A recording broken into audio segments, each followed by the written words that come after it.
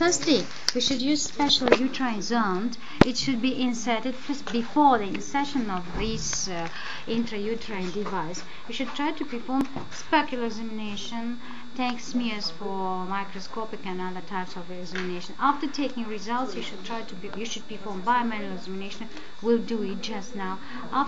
During biomanual examination, you should try to understand what is the size of the uterus and what is the position of the uterus inside the pelvic cavity.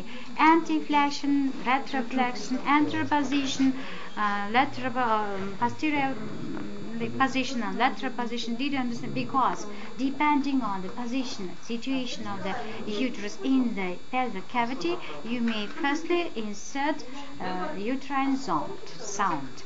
Uterine sound is metallic. I can try to show it in our stand. Did you find? Now these are figures. Yeah, this is uterine sound. Did you understand me? And there is this one. Oh, to measure the length and You may even imagine the position of the cervix. But before, you should be sure what is the position depending on biomanual examination. If the uterus is in anteflexion, there is special culture of the sound. It should be inserted in anteflexion position. Understand me? If retroflexion position, it should be inserted in retroflexion position. So, and during insertion, one should reassure what is the length of the uterus, depending on the length of the uterus, because we have special scale in cms on this metallic sound. Depending on the length of the uterus, for example, the length of the uterus of your patient is according 6 cm, so you will place this portion at 6 cm, then take it out in sterile condition, insert till this how in English? Stopper. Inside till this stopper, then this reductor should be taken out while intrauterine device will stay inside the uterine cavity. Ma'am, how is it dilate the cervix before entering this? No. It should be done at the 3rd to 4th day of menstrual cycle when the cervix is slightly dilated, physiologically dilated, without special instrumental dilatation. So next is the general examination, and you will use how to remove the device? There is a thread. How to remove? It's very easy. When you insert, you should know there are special needles. Thread. Here. Как нитка будет? Thread. And these threads should be cut outside the cervical canal for 4 to 3 cm. Then, in 3 years, for example, when you decided to take it out, you will take special forceps, any forceps, clamp, pull it out, thread, and to pull it out. Sometimes it may be difficult because rather often intrauterine device may be remained in the uterine cavity for more than 5 years, for example, for more than 3 years. It is fused maybe because of inflammatory process. Thus, in this case, we use special instrument.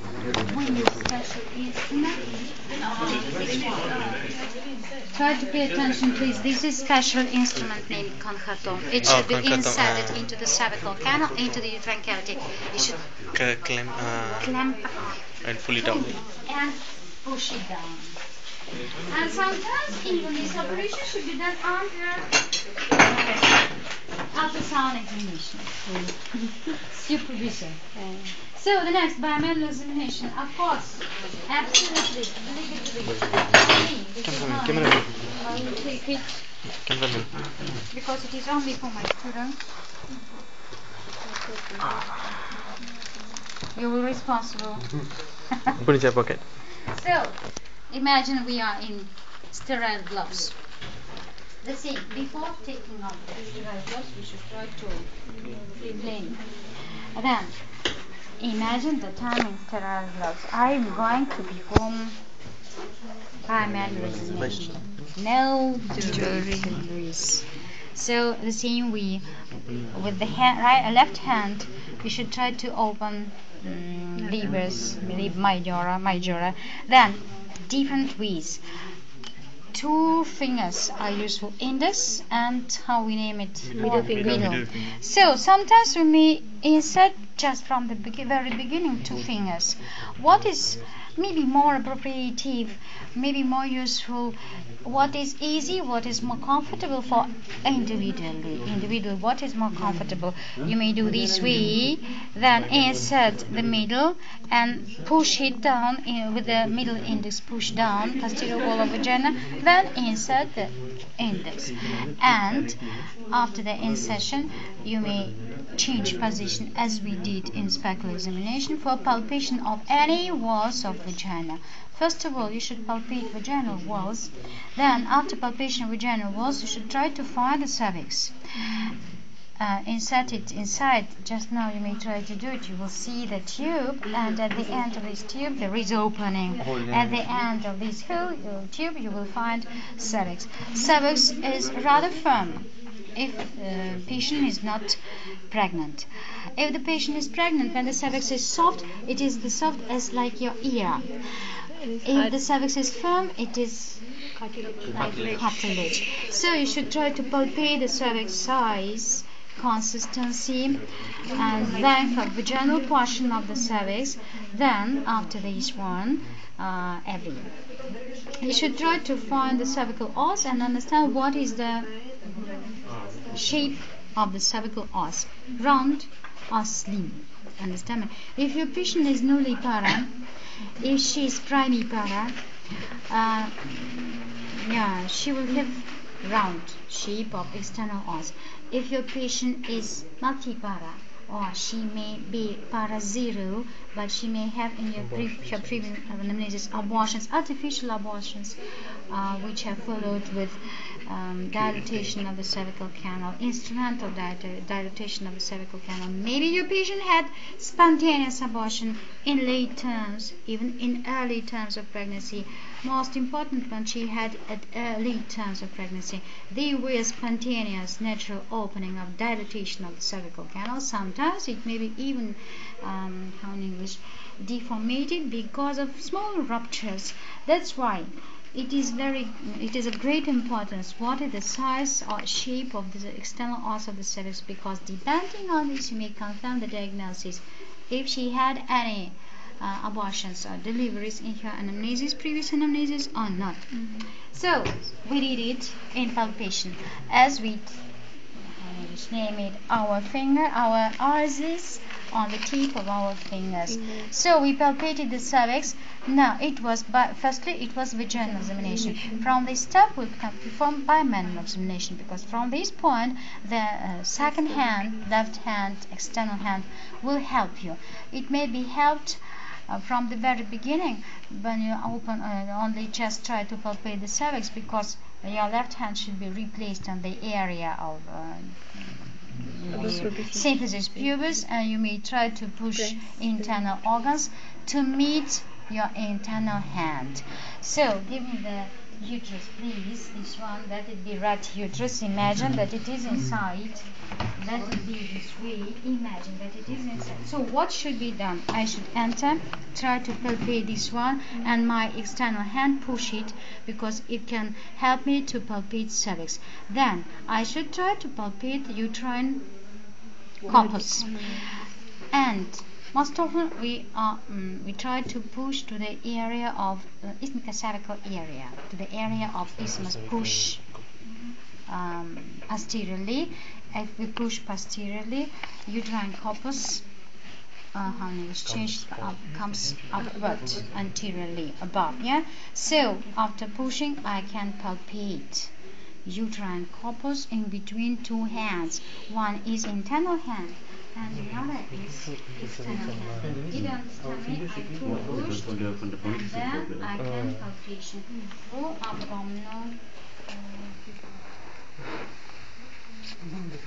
muscles and so on. Yeah, depending on the position. If the sometimes I can push from posterior vault anteriorly. Understand me? When the cervix, if the cervix turned anteriorly, it is easy to palpate. If the cervix turned posteriorly, easy to push at the area of isthmus. It come anteriorly, and I can palpate. What is the size? What is the shape? What is the consistency? Painless or painful movement, mobility of the cervix or of the uterus. After the palpation of the uterus corpus, depending on the size, I can understand if she's pregnant or not. Depending on the consistency, I can suspect if she's pregnant or not.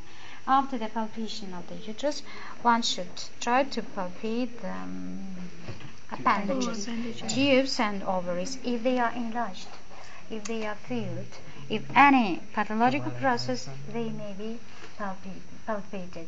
If they are intact, healthy, usually we cannot see, we cannot palpate. Something, tissue may be palpated in gentle examination, but usually it is not so visible. Did you understand? May I be sure that you remember? Unfortunately, I have no additional time. Unfortunately, we had not additional time to make the class with mothers. Disappointing. I wanted to show you more and more, but it is not my opinion. It is the order of the chief of the department. So it was by manual examination. Everybody should be able to show it on the model, not on the patient. And at last we should try to perform Leopold maneuver. So let it be this one. So Leopold maneuver, we have 3 or 4. First, in our textbook we name it grips because we find it as grips. At last, last year, I found in the international textbook that it named Leopold maneuvers. That's why we'll use the same term too. So the first Leopold maneuver should be used for understanding fundal grip, should be for understanding what is the height of the uterus, what is the consistency of the uterus fundus, and what is the most important contents. What is the portion part of the baby which is lying in the fundus of the uterus? So first of all, I can try to perform an external palpation, try to find the uterine fundus, and then replace both hands to understand, yeah, it is really fundus of the uterus.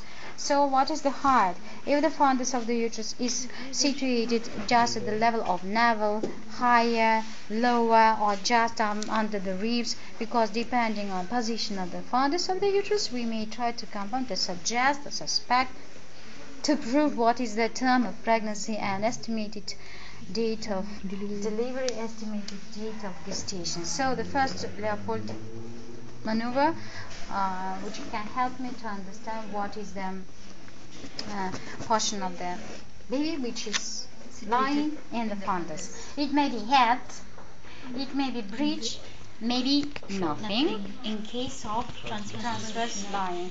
So try to perform and try to tell me what is the baby's portion, head or breech. What? Is here caudalic end or cephalic end? Cephalic end. Why you decided that it is cephalic end? If I ask you, No. it means that it is Caudalic caudalic end. end. Because I just found this Why you thing. decided? No, here it was rounded, but here I suddenly felt. Yeah, the head is round, the head is firm, the head with clear contours, and in real situation, head is ballotable. Head is large, it is not so large. Did you understand me? And there are some small portions as you found just now. So the next is second Leopold maneuvers. Your both hands should be replaced on the lateral side. So tell me please, what is your opinion? By the way, the second Leopold maneuvers, the second grip, is useful for understanding what is the lying of the baby, fetus, position and type of position. So, what is the lying?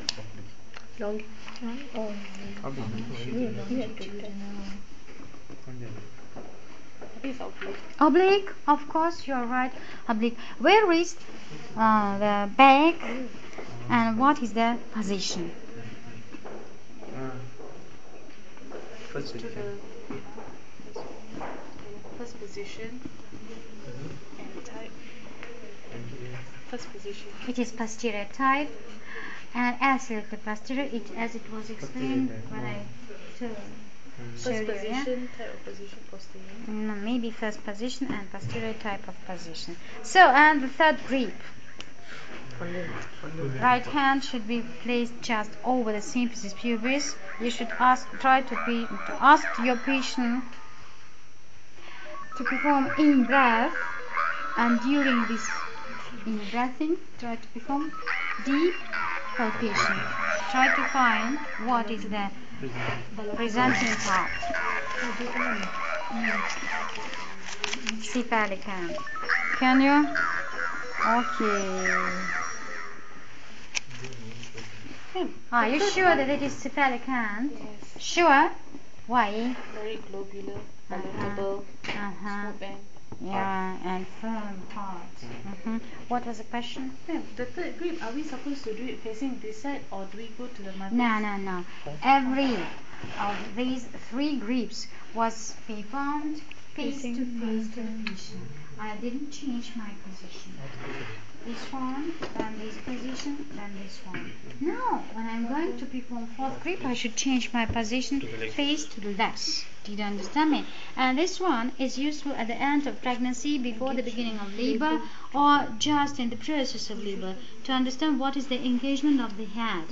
If the head is engaged, there is no free space between fetal head and maternal pelvis. If the head is pressed, there is no free space, but the tips of your finger has a tendency to meet each other.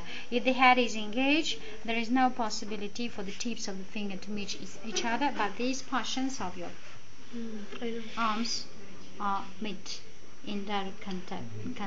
Did you understand me? Because the largest portion of the head is inside. And head may be engaged in full. There is no head over the symphysis pubis. Did you understand me? Yes. And the last one, it is the fifth here. Manual assistance for delivery of the head. Me.